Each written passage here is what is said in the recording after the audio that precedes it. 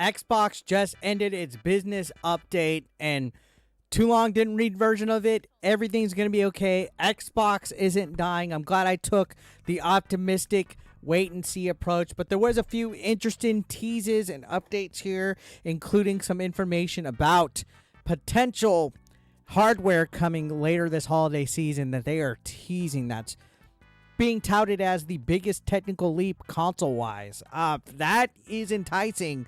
But on top of that, we got some Game Pass announcements. We got clarification that Xbox isn't going anywhere. And I wanted to talk about it in today's video. So before we get started, make sure you hit that subscription button, click that like, all that jazz. Let's go. Show 8-Bit Eric some love. So Xbox. I always think of the Xbox theme. X-Pac, not Xbox theme.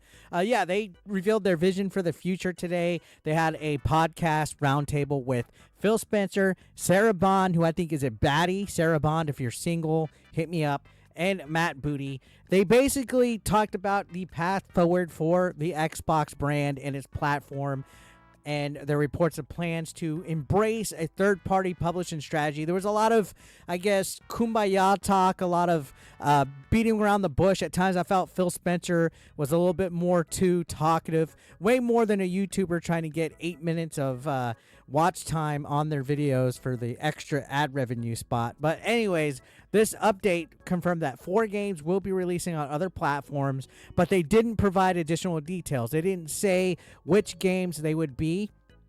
More than likely, according to the reports, it was Hi-Fi Rush, Permanent, Sea of Thieves, but there was a 4th one. Who's the 4th man, right? They didn't announce that. They did confirm, however, that Indiana Jones and Starfield would not be 2 of those 4 games. They didn't say it would never happen, but they did confirm that these 4 games will not be Starfield or Indiana Jones, which I think is a relief. Now, if it is led to believe to be Permanent, Hi-Fi Rush, Sea of Thieves, like I said on record, I don't really see those as nails in the coffin for the Xbox brand, because again, they said based on the criteria they're looking for, the games are already over a year old. The games are brand new IPs. The games kind of have a user base that they feel they can grow from being on other avenues. So maybe that's their way of saying that these are games that they thought would do good but didn't do too good, that still have potential, that could do good elsewhere.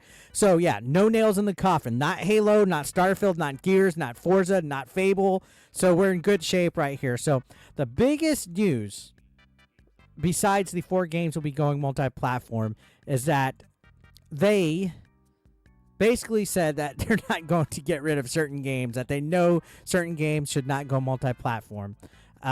So maybe Grounded is the next one. This was the big news, though, that the multi-platform review, that they're embracing it.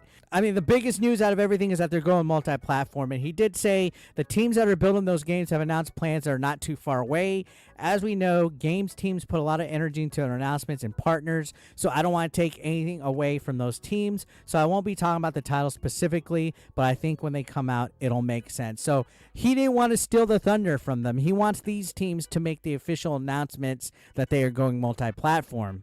Another big update is that they said Diablo 4 will be coming to Game Pass March 28th, with it being only the beginning for the Activision Blizzard titles and libraries coming to the service. I knew I shouldn't have bought that game when I did. I bought it 6 months ago. It was on sale, and I was like, man, this needs to come on Game Pass already. Well, it is, right? They got the Activision Blizzard library trickling down. This is exciting right here, guys. This is a big part right here. This is going to break some records. Diablo 4, yeah, it kind of had a little iffy launch, and some players were a little bit kind of miffed about the way the season pass grind was, but it's coming. They're putting full forward with it. What a banger title. There was confirmation of a June showcase coming up that they were going to reveal more announcements. They said that there's 10 big releases from studios owned by Microsoft and Xbox coming to Xbox. They didn't say anything. They just said the June showcase would show more. They did say that all the first-party exclusive titles will be coming day one to Game Pass. That basically nothing's changing. They're just adopting more of a multi-platform strategy for certain IPs. That they're one of the biggest third-party developers in the world with all their acquisitions. So basically, what I suspected and others did, this wait-and-see approach, that they're still going to have the Game Pass anywhere. Every screen is an Xbox type of theory when it comes to having accessibility and stuff. But the one thing that caught my attention is the fact that they said that they would be having a large technical leap for hardware that you've never seen in a hardware generation for its next console. That they teased that. They said by this holiday they would be prepping an announcement for that. I am excited as ever. So yeah, there was a little bit of doom and gloom going into this presentation. People were a little worried. Me, not so much anymore. I think everything's going to work out all right. Because like I always said, if Xbox kind of went the way of Sega, I felt that it was basically going to leave Sony and Nintendo as the two players in town. And there's no real competition between that. Yeah, Nintendo sells the Switch like hotcakes. They got the big banger first-party titles. But if you can imagine a world where Xbox was just putting like Starfield, Gears, Halo onto the PlayStation, Sony would have everything but Mario, Link, and Star Fox at that point, all the Nintendo exclusives. So that wouldn't be good. Competition sparks creativity. I'm glad that Xbox went out and had 3 of the big major executives come out and say they ain't going nowhere. I hope now all the Xbox fanboys are a little bit assured, myself included, assured that everything's going to be okay. Obviously, they're focusing on the cloud and Xbox more than anything, but the fact that they confirmed that we're having a huge hardware update soon, that's gonna be the largest technical leap, that is exciting. I mean, that gives us at least a few more years of Xbox, whether you sit down and think about it. So everything in the long run was just a nothing burger for all the journalists and all of us clickbaiters to sit here and make YouTube videos clickbaiting the whole event. Oh, Xbox is dying. I mean, yeah, okay. You got to get the attraction right. At the end of the day, though, I think Xbox did a great job assuring us that they're going to stick together as a brand, but they're open to kind of evolving, right?